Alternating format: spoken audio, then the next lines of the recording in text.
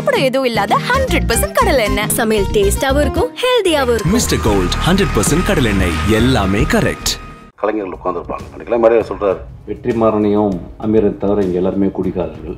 John wage இப்போ தான் entry கொடுத்தான். நீ பார்த்தீங்களா, ஊற்றியா கொடுத்தீங்க, கேவலமாக இல்லையா? அதெல்லாம் எத்தனையோ பேர் குடிக்காமல் இருந்துருக்கலாம், குடிப்பழக்கம் இல்லாத இருக்கலாம். மேடையில் எப்படி பொத்தாம சொல்கிறீங்க? சாராயமே எனக்கு காய்ச்சல் அளவுக்கு எனக்கு வந்து டெக்னாலஜி தெரியும். எனக்கு ஆக்சுவலாக நான் சினிமாவோட அதை கண்டுபிடிச்சிருக்கேன். எப்படின்னு கண்டுபிடிச்சிருக்கேன். தமிழ் சினிமாவில் அதிகமாக குடித்தவனும் குடித்து கொண்டிருப்பவனும் குடிக்க போவனும் நானே. இந்த மாதிரி நம்மளே தாழ்த்தி நம்மளே வெளியே அசிங்கப்படுவான்னு நினைக்கிறேன். கேவலமான ஒரு பாட்டு இருக்கும். அந்த பாட்டை பார்த்துக்கிட்டு அவ உதரெல்லாம் கடிச்சிக்கிட்டு அப்படின்னு சொல்றல. இவ்வளோ பத்திரிகையாளர்கள் நண்பர்கள் இருக்கீங்க, நீங்கள்லாம் பெண் பத்திரிகையாளர் இருக்கீங்க. அங்கே வந்து பேசிக்கிங்க, வெளியே பேசிக்கிங்க. ஒரு மேடை நாகரிகம்னு ஒன்றும் இல்லையா? என்ன வேணா பேசுறதா? அவ்வளோ புக்கு படிச்சிருக்கீங்கன்றீங்க, அப்புறம் என்ன அறிவு இருக்கு உங்களுக்கு? ஒருத்தர் இருக்கான் பாரு, இளையராஜான்னு ஒருத்தன் பிடிச்சிட்டு அதுதான் சைட் டிஷ் அனுப்பலாம் போட்டு சைட் டிஷ். அதான் மனிதர்களை அதிகமாக குடிகாரன் ஆக்குனது அவர் தான் வச்சுங்களேன். நீங்க வந்து இளையராஜா வந்து அவன் தான் இளையராஜான்றது யாரா? நீ என்ன அவ்வளோ பெரிய அப்பாட்டாக்குற தமிழ் சினிமால? குறைந்த விலை, நிறைந்த தரம், தங்கள் தேவைகள் அனைத்தும் ஒரே இடத்தில். ஜெயச்சந்திரன். இப்போது புதிய அறிமுகம் ஆச்சி ஹோட்டல் சாம்பார் 50 கிராம் ரூபாய் 20 மட்டுமே. 2025 சனி பெயர்ச்சி பலன்கள். பிரம்மஸ்ரீ ராம்ஜி பரமஹம்சரை சந்தித்து உங்கள் சந்தேகங்களை கேட்டு தெரிந்து கொள்ளலாம். நாள் ஜனவரி 26 மதியம் 12 மணிக்கு எல்ஏ ஸ்டுடியோஸ், நுங்கம்பாக்கம், சென்னை. இந்த மேடை பார்த்தீங்கன்னா ரொம்ப ஒரு அமைதியாக, ஒரு ப்ளசண்ட்டாக, எல்லாருமே ஒரு பாசிட்டிவாக, ஒரு அன்பாக பேசுகிறாங்கல்ல. சமீபத்தில் ஒரு மேடையில் பாட்டில் ராதா படத்தில் ரொம்ப அநியாயமாக அக்கிரமாக இருந்தது. மேடையில் மிஸ்கின் பேசினாலாம் அவ்வளோ வல்கராக பேசணும் அவசியமே கிடையாது. இயக்குனரும் என்ன வேணால் பேச கிடையாதுல்ல. அந்த மாதிரி ரொம்ப வீடியோ பார்த்தேன். ரொம்ப நம்மளுக்கு தலைக்குனிவாக இருந்துச்சு. தமிழ் சினிமா வந்து இந்திய சினிமாவில் வந்து ஒரு பெரிய மதிக்கக்கூடிய ஒரு இடத்துல இருக்குது தமிழ் சினிமா. தமிழ் சினிமா இயக்குநர்கள் மட்டுமல்ல, தொழில்நுட்ப கலைஞர் அனைவரையும் வந்து இந்தியா சினிமா லெவலில் ஒரு பெரிய மதிக்கக்கூடிய இடத்துல இருக்காங்க. அதே மாதிரி இந்த மேடை இருக்குல்ல, ஒரு பிரசாத்தில் தேட்டர் மேடை, பல ஜாம்பவான்களை பார்த்த மேடை. தென்னிந்தியாவில் இருந்து மட்டும் இல்லை, இந்தியா முழுக்குவதும் வந்து இந்த மேடையில் அமர்ந்து பேசிட்டு போயிருக்காங்க. எவ்வளோ functions, audio launch, trailer release, success meet, இந்த மாதிரி. ஸோ அந்த மாதிரி மேடையில் வந்து இவ்வளோ பத்திரிகையாளர்கள் நண்பர்கள் இருக்கீங்க. நீங்கள்லாம் பெண் பத்திரிகையாளர் இருக்கீங்க, நம்ம நண்பர்கள் நிறைய பேர் இருக்காங்க. அங்கே வந்து பண்ணுறது பேசிக்கிங்க, வெளியே பேசிக்கிங்க. ஒரு மேடை நாகரிகம்னு ஒன்றும் இல்லையா? என்ன வேணால் பேசுகிறதா? அவ்வளோ புக்கு படிச்சிருக்கீங்கன்றீங்க, அவ்வளோ படங்களை பார்த்துருக்கோம், உலக படங்களை பார்த்துருக்கேன்னு சொல்கிறீங்க, அவ்வளோ உலகம் போல புக்ஸை படிச்சிருக்கேன்றீங்க, அப்புறம் என்ன அறிவு இருக்குது உங்களுக்கு? குறைந்தபட்சம் நாகரிகம் வேணாமா? ஒரு மேலே பேசுகிற பேச்சா? உங்களுக்கு பெண் குழந்தை இருக்குது, எல்லாத்துக்கும் எனக்கு பெண் குழந்தை இருக்குது, ஸோ எல்லாத்துக்கும் இருக்காங்க. ஸோ மேடை நாகரிகம்ன்றது ரொம்ப முக்கியம். இந்த மேடை எவ்வளோ நாகரிகமாச்சு பார்த்தீங்களா? யாராவது தப்பான வார்த்தை அதெல்லாம் கிடையாது. தம்பின்னு கூப்பிட்றது வேறு. தம்பி நம்ம எல்லாத்தையும் கூப்பிடலாம். வாடா தம்பி, உட்கார தம்பி, எந்திரா தம்பின்னு. அவன் நம்ம அண்ணன் நினைக்கணும், அது முக்கியம் ரொம்ப. அப்படி உங்களை யார் அண்ணன் நினச்சா எனக்கு தெரில. எல்லாத்தையும் சக்கட்டு மடிக்கு வாடான்றாரு, போடான்றாரு, உட்காருன்றாரு. இதை நான் இன்னைக்கு பேச நினைக்கல, தொடர்ந்து பல மேடைகளை பார்த்துட்டு வரேன் நான். மிஸ்கின் பேச்சுக்களை சமீபத்தில் அண்ணன் பாலானுக்கு வந்து 25th இது இயர் கொண்டாட்டம். அங்கே பார்த்தீங்கன்னா அவர் என்னமோ பெரிய குடியார மாதிரியும் படுத்து கிடந்தான் பாலா, அவன் தான் பாலான்றது. இங்கே வந்து இளையராஜாவில் வந்து அவன் தான் இளையராஜான்றது யாரா? நீ என்ன அவ்வளோ பெரிய அப்பாட்டாக்குற தமிழ் சினிமாவில்? எனக்கு ஒன்றுமே புரியல. ஒரு போலி அறிவாளி அப்படிதான் சொல்லணும். அதாவது அன்னைக்கு மேடையில் உட்காந்தவங்களாம் மிக திறமையான, அற்புதமான, நம்ம மண் சார்ந்த கதைகளை மட்டும் எடுத்து படம் பண்ணுற இயக்குநர்கள். அமீரன் ஆகட்டும், வெற்றிமாறன் சார் ஆகட்டும், ரஞ்சித் சார் ஆகட்டும். படங்களுக்கு வியாபாரிகிட்ட வந்து பர்கர் வியாபாரி உட்காரச்ச மாதிரி உலக சினிமாவிலேருந்து காப்பி அடித்து படம் பண்ணி ஜெயித்த ஒரு போலி அறிவாளி மிஸ்கின். எதுக்கு இந்த மாதிரி ரொம்ப அநாகரிகமாக ஒரு மேடையில் வந்து ஒரு ஆணுறுப்பெல்லாம் சொல்லி பேசி ரொம்ப மனசு கஷ்டமாக இருந்துச்சு. ஏன்னா தமிழ் சினிமா இயக்குநர்களை நான் வந்து பெரிதும் மதிக்கக்கூடிய ஒரு கலைஞன். நான் எப்பயுமே ஒரு ஷூட்டிங் ஸ்பாட்டுக்கு போனாலும் சரி, இயக்குனர் என்ன சொல்கிறதோ அதை நான் வந்து அப்படியே கேட்டு நடிப்பேன். ஒரு blank பேப்பர் மாதிரி போவேன், ஒரு களிமண் மாதிரி போவேன். என்னை எப்படி வேணால் வடிக்கலாம், எப்படி வேணால் எழுதலாம், எதையுமே நான் பண்ண மாட்டேன். என் கூட ஒர்க் பண்ணவங்களுக்கு தெரியும். அதே மாதிரி பொட்டேஷன் செடி மற்ற விஷயம் ரொம்ப அந்த டார்ச்சர்லாம் பண்ணக்கூடிய ஆர்ட்ஸ் கிடையாது. ஏன்னா நம்ம கீழேருந்து வந்திருக்கோம், ரொம்ப கஷ்டப்பட்டு ஒரு இடத்துக்கு வந்திருக்கோம். தமிழ் சினிமாவையும் தமிழ் சினிமா இயக்குநர்களையும் பெரிதும் மதிக்கக்கூடிய ஒருத்தன் தான். ஆனால் அந்த மேடை எனக்கு வந்து ரொம்ப அருவருப்பாக இருந்துச்சு.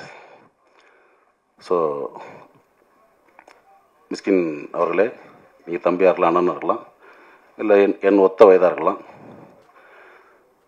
சினிமா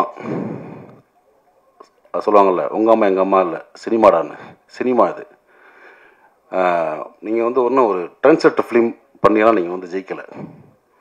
குத்தாட்ட பாடல்கள், ரொம்ப சாதாரண கதையில் எடுத்தான்னு ஜெயிச்சிருக்கீங்க. நீங்கள் சுசீந்திரன் மாதிரி ஒரு மண் சார்ந்த வெண்ணிலா கபடிகள் எடுத்தோ, அமீர் அண்ணன் மாதிரி ஒரு பருத்திவரன் எடுத்தோ, ரஞ்சி சார் மாதிரி ஒரு மெட்ராஸ் படம் எடுத்தோ, பாலாண்ண மாதிரி சேது படம் எடுத்தோ, பாலாசித்தல் மாதிரி ஒரு காதல் படம் எடுத்தோ, ஒரு கிழங்கு மாதிரி தோண்டி எடுத்து நீங்கள் படம் பண்ணல. வெளிநாட்டு படங்களுடைய முகத்தில் அதனுடைய ஷார்ட்ஸை காப்பி பண்ணி, சீன்ஸை காப்பி பண்ணி ஜெயிச்ச ஆள். ஸோ நீங்கள் வந்து ஒரு போலி புத்திசாலி, அதை நான் வச்சுக்கிட்டு பிறகு இன்னும் பல மேடைகள் நீங்கள் பேசலாம், கொஞ்சம் நாகரிகமாக பேசுங்க. ஏன்னா நீங்கள் உட்காந்துருக்க மேடைகளில் பெரும் கலைஞர்கள் உட்காந்துருப்பாங்க. அன்றைக்கெல்லாம் மேடையில் சொல்கிறார், வெற்றிமாறனையும் ரஞ்சித் அமீர் இந்த மற்ற குடியார்கள் நீ பார்த்தீங்களா, ஊற்றியா கொடுத்தீங்க, கேவலமாக இல்லையா? அதெல்லாம் எத்தனையோ பேர் குடிக்காமல் இருந்துருக்கலாம், குடிப்பழக்கம் இல்லாத இருக்கலாம். மேடையில் எப்படி 10ஆம் ரூபா சொல்கிறீங்க? ஏற்கனவே சினிமாக்காரனே கிளுகிளுன்னு தான் இருக்குது, பார்க்குற பார்வை வேறு மாதிரி இருக்குது. இந்த மாதிரி நம்மளே தாழ்த்தி நம்மளே வெளியே அசிங்கப்படுவான்னு நினைக்கிறேன். இது வந்து என்னுடைய மனக்குமுறல். ஏன்னா இப்போயும் சொல்கிறேன், தமிழ் சினிமா இயக்குநரில் பெரிதும் மதிக்கக்கூடிய வணங்கக்கூடிய ஒருத்தன் நான். ஸோ அந்த மாதிரி இப்போ இருக்க ஒரு இயக்குநர்கள் இந்த மாதிரி சும்மா போகிற போக்கில் பேசுகிறது வந்து அனுமதிக்கக்கூடாதுன்னு நினைக்கிறேன். ஸோ அதை நான் வந்து இங்கே பதிவு பண்ண நினச்சேன். அதுக்கு வந்து என்னுடைய கண்டனங்களை கண்டிப்பாக தெரிவிச்சுக்கிறேன். ஓகே, இந்த மேடைக்கு நான் வந்ததுக்கு காரணமே சுசி தான், தப்பி சுசி தான். இல்லை தப்பின்னு நிறைய பேர் சொல்லி எல்லாத்தையும் தம்பின்னு கூப்பிட்றாங்க இப்போ. அப்புறம் வரப்போகிறோம். ஏன்னா நான் வந்து உங்களுக்கு தெரியும், நடிகரானதே நான் மகாநாளில் தான் ஃபஸ்ட்டு. ஸோ என்னுடைய வாழ்க்கை தரம் ஒரு நடிகனாக, ஒரு புகழ்பெற்ற ஒரு நடிகனாக வர்றதுக்கும், அதன் மூலமாக பொருளாதாரம் உயர்ந்து என்னுடைய கஷ்டங்கள் அனைத்தையும் தீர்த்தது வந்து என்னுடைய அன்பு தம்பி சுசி தான். ஏன்னா அதுக்கு முன்னாடி தெரியும், சுசிக்கு தெரியும் நான் எவ்வளோ கஷ்டப்படுறேன் அப்படின்னு தெரியும். பொருளாதார ரீதியாகவும் சரி, அதே மாதிரி ஒர்க் விஷயமாக ரொம்ப ஸ்ட்ரகிளில் இருந்த காலகட்டம். டக்குன்னு ஒரே படத்தில் மாற்றி விட்டாங்க லைஃப்பை.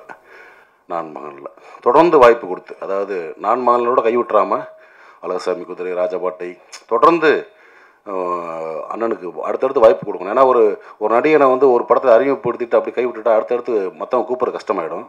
ஸோ ஏன்னா அது வந்து நீங்கள் பாலச்சந்திரன் சார்ட்ட பார்க்கலாம், ஒரு நடிகை அறிமுகப்படுத்தா தொடர்ந்து வாய்ப்பு கொடுத்து மக்கள்கிட்ட வந்து அந்த ஃபேஸை அட்ஜஸ்ட் பண்ணிட்டே இருப்பார். ஸோ அந்த மாதிரி வந்து என்னையை வந்து தொடர்ந்து வாய்ப்புகள் கொடுத்து என்னை அட்ஜஸ்ட் பண்ணி என்னையை வந்து ஒரு நடிகனா இன்றைக்கி நான் நல்லா இருக்கேன்னா அதுக்கு வந்து எனக்கு மனசார சொல்லுவேன். நானும் என் குடும்பமும் எப்பயுமே வந்து சுசிக்கு நன்றி கடனாக இருப்போம். எப்போ கூப்பிட்டாலும் நான் வந்து சுசி அப்படின்னு ஏதாவது ஒரு ஃபோன் பண்ணி ஏதாவது ஒரு சின்ன கேரக்டர் ஒரு சும்மா வந்துட்டு போனா கூட நான் போயிடுவேன். நான் அதுதான் முதல்ல எனக்கு ஃபஸ்ட் ப்ரிஃபரன்ஸ். ஏன்னா சுசியை வந்து நான் வந்து முதல் நாள் ஒரு அசினேட்டராக வந்து ஜாயின் பண்ணதுலேருந்து நான் பார்த்துக்கிட்டு இருக்கேன். பேரன்பு மிக்க ஒரு அன்பு தம்பி, மிக திறமையான ஒரு இயக்குனர். அது சொல்லுவாங்கள்ல, சுத்தமாக தொழில் தெரியும்னு, அந்த மாதிரி சுத்தமாக தொழில் தெரியும். ஒரு டைரக்ஷன்னா நச்சுன்னு அப்படியே, அதாவது கன்ஃபியூஸ் இல்லாமல் இருப்பாப்ல ஸ்பாட்டில், நீங்கள் பதறவே வேண்டாம். அதனால இந்த படம் அவ்வளோ ஃபாஸ்ட்டாக முடிஞ்சிருக்க காரணமே அதுதான். அமுதேச சொன்ன மாதிரி போனாங்க டக்கு முடிச்சு வந்துட்டாங்கட்டாங்களா, அது காரணம் வந்து தொழில் சுத்தமாக தெரியும், யாருக்கும் பயப்பட தேவையில்லை. நம்மளுக்கு தொழில் சுத்தமாக தெரிஞ்சு யாருக்கும் பயப்பட தேவையில்லை. கேமரா மாட்டிங்க வைப்பா தம்பி ஷாட்டு லென்ஸ் அதை பிடிச்சி அந்தளவுக்கு இதாக சொல்ல வரல, அந்தளவுக்கு க்ளீனாக இருக்கலாம். அதே மாதிரி என்ன வேணும், ஆர்டர் என்ன வேணும், காஸ்டியூம் என்ன வேணும், காஸ்டியூம் டிசைன் என்ன கலர் வேணும், ஸோ எல்லாமே சுத்தமான ஒரு தொழில் தெரிஞ்ச வேலைக்காரன் தான் சுசீந்திரன். ஏன்னா இவ்வளோ நாட்கள் தொடர்ந்து வெண்ணிலா கபடிக்குள்ளேருந்து இவ்வளோ நாட்கள் பயணப்பட்டு வரதே ஒரு பெரிய விஷயம். மீண்டும் அதே மாதிரி இப்போ 2K கிட்ஸ் வச்சு எடுத்த மாதிரி இன்னும் பெரிய பெரிய கதாநாயகங்களை வச்சு அடுத்து திரும்பவும் ஒரு பெரிய கம்பேக்காக வந்துடுவாப்புல. அதுக்கான அத்தனை தகுதியும் திறமையும் வாய்ந்தவன் தான் என்னோடய அன்பு தம்பி சுசி. அதே மாதிரி இந்த படத்தில் எனக்கு தெரிஞ்சவங்க நிறைய பேர் நடிச்சிருக்காங்க. தம்பி பாலசரவணன், இயக்குனர் முருகானந்தம், குணவதரி மேடம், அதே மாதிரி இசையமைப்பாளர் ஐயா இமானவர்கள், தஞ்சயன் சார், இவங்கெல்லாம் எனக்கு தெரிஞ்சவங்க. எனக்கு தெரியாதவங்க பழக்கம் இல்லாதவங்க நிறைய பேர் அறிமுகமாயிருக்காங்க, ஹீரோ உட்பட. மீனாட்சி தெரியும் எனக்கு இவங்க. ஸோ எல்லாருக்குமே ஒரு பெரிய ஒரு வாழ்த்துக்கள். இந்த படம் அவங்களுக்கு ஒரு பெரிய ஒரு ஓப்பனிங் கொடுத்து தமிழ் சினிமாவில் மட்டும் இல்லை தென்னிந்திய சினிமாவில் நிறைய படங்களில் நடிக்கணும், வேலை பார்க்கணும். அதுக்கு என்னுடைய வாழ்த்துக்கள். அதே மாதிரி இந்த மேடையில் இன்னொரு எனக்கு ரொம்ப சந்தோஷமான விஷயம் என்ன பார்த்தீங்கன்னா, என்னுடைய நண்பன் பிரபாகரன் இது அந்த டா இல்லைடா அன்புள்ளடா பிரபுவும் நானும் ஒன்றா அசிஸ்டன்ட் கேமரா பண்ணோம். எனக்கு முன்னாடி சீனியர் ஆர்டிஸ்ட் அவன் தான். ஏன்னா பூலான் கட்டு பார்த்துருப்பீங்க, பூலான் வாசம் சாரி அஜித் சார் படம். அதில் எலில் சார் டைரக்டரு, அதில் ஜோதியா கண்ணனாக அடிச்சிருப்பான். அப்பயே சொன்னேன், டே ரூட்டை மாற்றி போயிரு, கரெக்டாக ரூட்டு போட்டு ஒரு கிடச்சிருக்கு. நான் தமிழ் சினிமாவில் கேமராமேன் ஆகிட்டு தான் அவன் பண்ணான். ஆனால் வாழ்க்கை அவனையும் நடிகன் ஆகிடுச்சு. இந்த படத்தில் ஒரு முக்கியமான சென்ட்ரு புகராக நடிச்சிருக்கிறது எனக்கு ரொம்ப சந்தோஷம். நிறைய பேர் தெரியாது, நான் கோபின்னு ஒருத்தர் ஊர்லேருந்து வந்திருக்கான், ஊர்லேருந்து அறந்தாங்கிலேருந்து. இவரும் போவேன், இப்போ பார்த்து படுத்துக்கிட்டே இருப்பான். டேய் என்னடா அவன் படுத்துக்கிட்டே இருக்கான், சிவரா வரான்மா, அவன் தான் தம்பி. ஸோ பிரபு தம்பி அறியப்பட்ட கோபி பின்னாடி நீயான கோபி ஆனார். நீயான கோபியோட அண்ணன் பிரபு. நான் ரொம்ப டக்குன்னு ஆர்டிஸ்ட் ஆகி விட்டாப்புல சுசி. ஆனால் அவன் இன்னும் வரணும், எனக்கு ரொம்ப சந்தோஷம். இப்போ ஏன்னா டிவி சீரியல் பண்ணிகிட்டு இருக்காப்புல, திரைப்படங்களில் நிறையா படங்கள் நடிக்கணும், எனக்கு அதான் ரொம்ப சந்தோஷம். அதனால் இன்னும் நிறையா பண்ணு தம்பி, இது உண்மையான தம்பி, சரியா? ஓகே, அனைவருக்கும் என்னுடைய வாழ்த்துக்கள். ஏதாவது தவறாக பேசியிருந்தா பத்திரிகையாளர்கள் நண்பர்களும் மன்னிச்சுங்க. தேங்க்யூ. கலப்படம் எதுவும் இல்லாத 100% கடலை எண்ணெய். சமையல் டேஸ்டாவும் இருக்கும், ஹெல்தியாவும் இருக்கும். மிஸ்டர் கோல்ட் 100% கடல் எண்ணெய், எல்லாமே கரெக்ட். குறைந்த விலை நிறைந்த தரம், தங்கள் தேவைகள் அனைத்தும் ஒரே இடத்தில். ஜெயச்சந்திரன். இப்போது புதிய அறிமுகம், ஆச்சி ஹோட்டல் சாம்பார் 50 கிராம் ரூபாய் 20 மட்டுமே.